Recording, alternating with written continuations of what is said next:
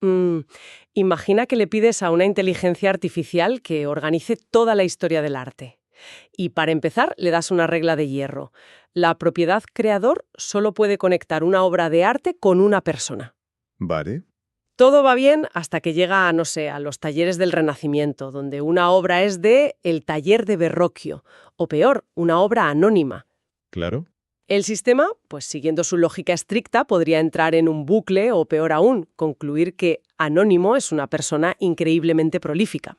Mm, Bienvenidos a este análisis en profundidad. Hoy vamos a explorar las grietas de la gran promesa de una web inteligente y cómo un experto, desde la experiencia, propone soluciones para hacerla más flexible y, sobre todo, más humana. Y para ello, nos vamos a sumergir en un documento académico de Renato Fabri que se presentó en un congreso de modelado computacional en 2017.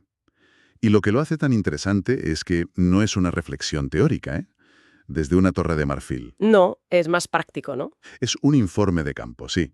Es el resultado de años construyendo estas estructuras de conocimiento, las llamadas ontologías, y chocando de frente con sus limitaciones en el mundo real. Nuestra misión, entonces, es entender por qué estos estándares, que se diseñaron para ser ultrapotentes, a veces son demasiado rígidos para su propio bien. Vamos a desgranar 4 problemas clave que Fabri identifica y las soluciones, la verdad, bastante ingeniosas que propone. ¿De acuerdo? Pues antes de meternos en los problemas, vamos a poner las bases. La idea de la web semántica, para quien no esté tan familiarizado, es que la información en Internet no esté solo en páginas para que las leamos las personas, sino Estructurada, ¿no? eso, estructurada de tal forma que las máquinas puedan entender su significado y relacionar conceptos. Y la base de todo es algo llamado RDF, que funciona con afirmaciones muy simples de 3 partes. Exacto, los famosos triples: sujeto, predicado y objeto. El documento pone un ejemplo que es muy claro.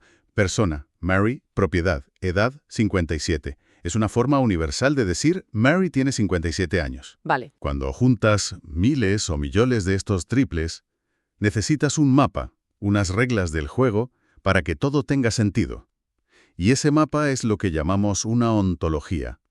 Y aquí es donde entran los 2 estándares que menciona el autor: RDFS, que sería como un conjunto de reglas básicas, y OWL, el Ontology Web Language, que es mucho más sofisticado. Sí. La analogía que usa el documento es la de un juego de herramientas básico frente a uno de ingeniería de precisión. Es una analogía perfecta. Es que OWL te permite crear reglas increíblemente específicas y potentes. Por ejemplo, puedes definir que la propiedad es antepasado de, es transitiva. ¿Y eso qué significa? Pues que si el sistema sabe que A es antepasado de B y que B es antepasado de C, puede inferir por sí mismo, sin que se lo digas, que A es antepasado de C. Ah, claro. O puedes imponer restricciones, como que cualquier instancia de la clase mamífero deba tener obligatoriamente una relación con la clase sangre caliente.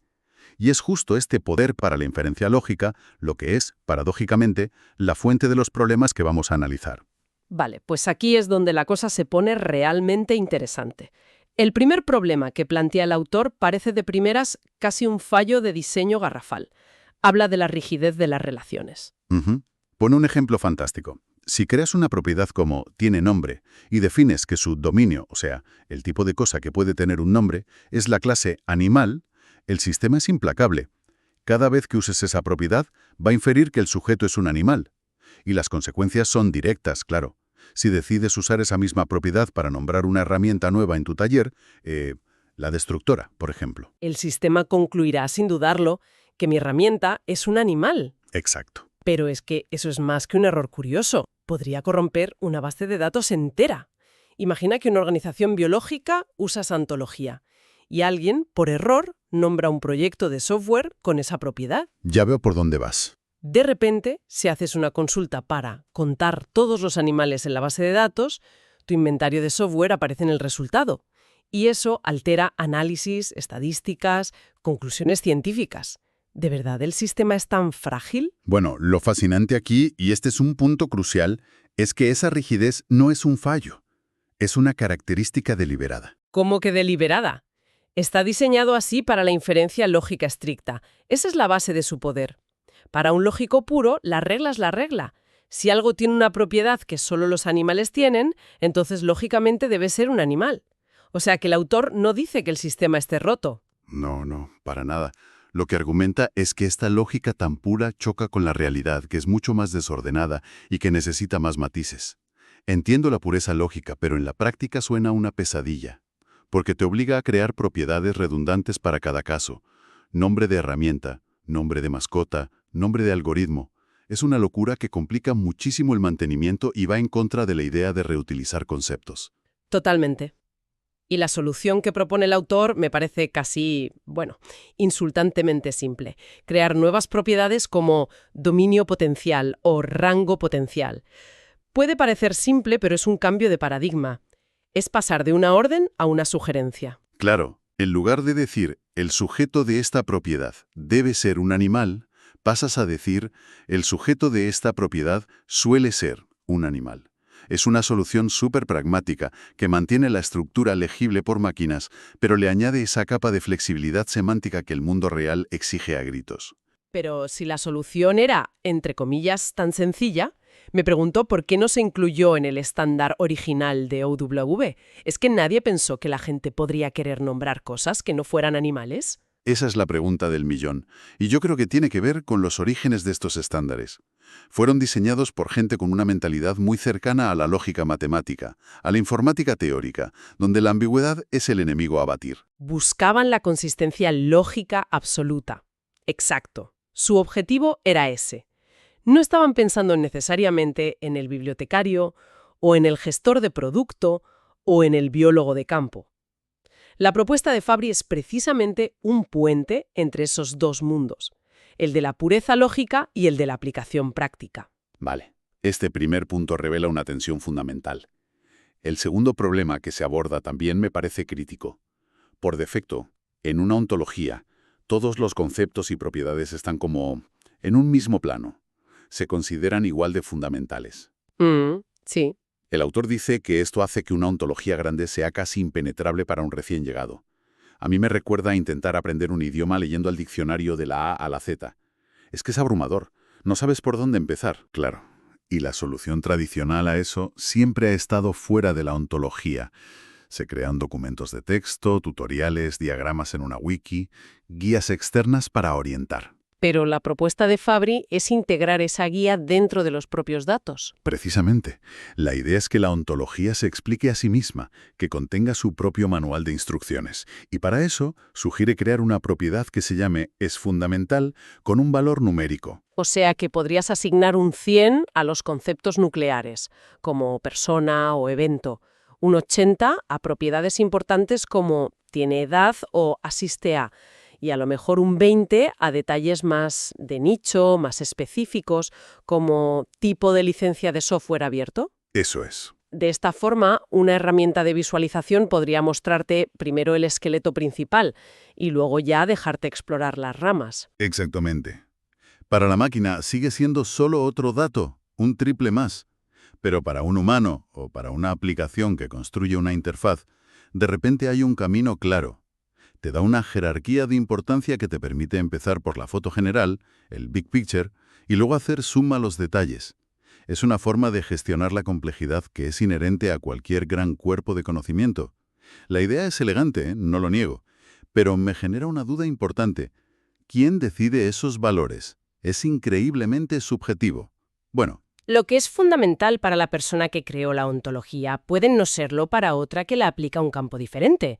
¿No corremos el riesgo de codificar el sesgo de una persona dentro de la propia estructura de datos y presentarlo como si fuera una verdad objetiva? Es una objeción muy válida.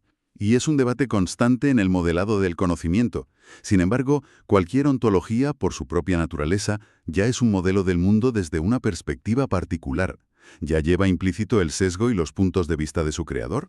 Ya, pero... Esta propuesta, en cierto modo, no añade más sesgo, sino que lo hace explícito y lo convierte en una herramienta útil. Entiendo el argumento, pero al ponerle un número, como un 100, le das una falsa sensación de objetividad. Me preocupa que la gente pueda tomar ese 100 como una verdad universal sobre la importancia de un concepto, en lugar de lo que realmente es la opinión de quien la diseñó. Ese es el riesgo, sin duda, pero el autor lo plantea como una guía relativa dentro de esa ontología concreta. No es un estándar universal de importancia, sino una clave de lectura para ese mapa específico del mundo. Vale, un usuario avanzado debería entender que es una capa de interpretación.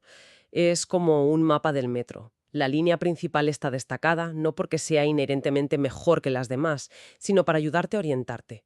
Es una herramienta pragmática y, como toda herramienta, puede ser malinterpretada, pero su utilidad para navegar la complejidad puede superar ese riesgo. De acuerdo. La idea de hacer el conocimiento autoexplicativo me parece un buen puente hacia los siguientes problemas que, según el autor, son más técnicos. El primero tiene que ver con la visualización, con los diagramas. Sí, Señala que los diagramas actuales son muy pobres a la hora de comunicar matices.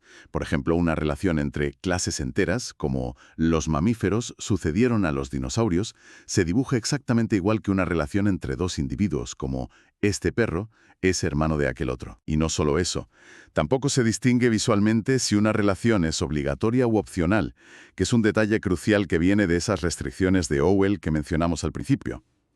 ¿Toda persona debe tener una edad o es un dato opcional? El diagrama no te lo dice. ¿Y la propuesta es? Usar un lenguaje visual más rico, aprovechando convenciones que ya existen en otros campos como el diseño de bases de datos.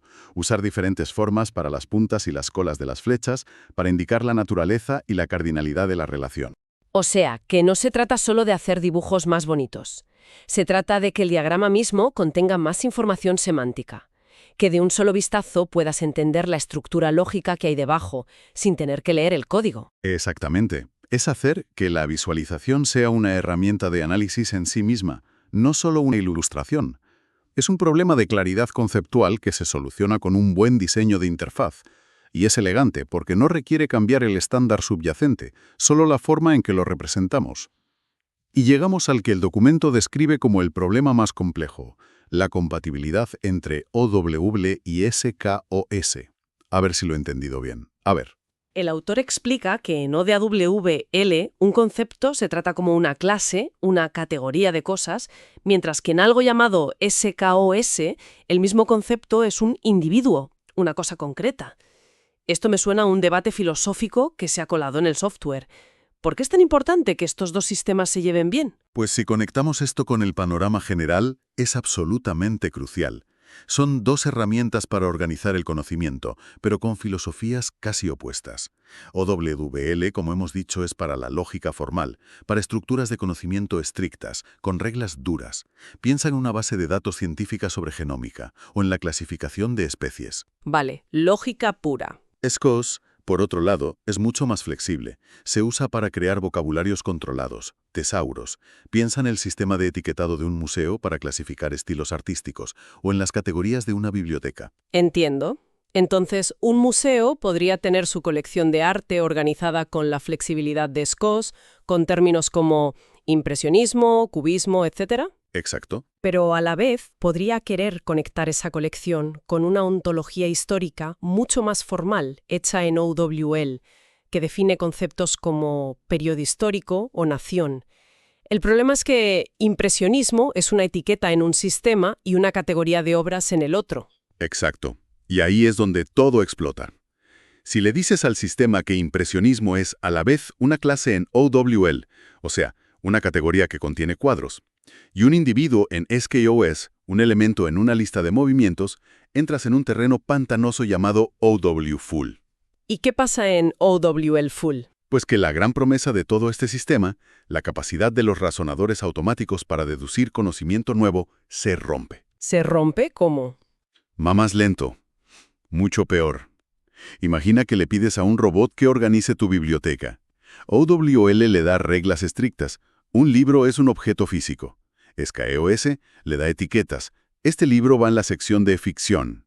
El problema surge cuando le dices que ficción es a la vez una etiqueta, un individuo en SKOS y una categoría de objetos, una clase en OWL. Ah, El robot se queda paralizado intentando decidir si ficción es una cosa o una idea sobre las cosas.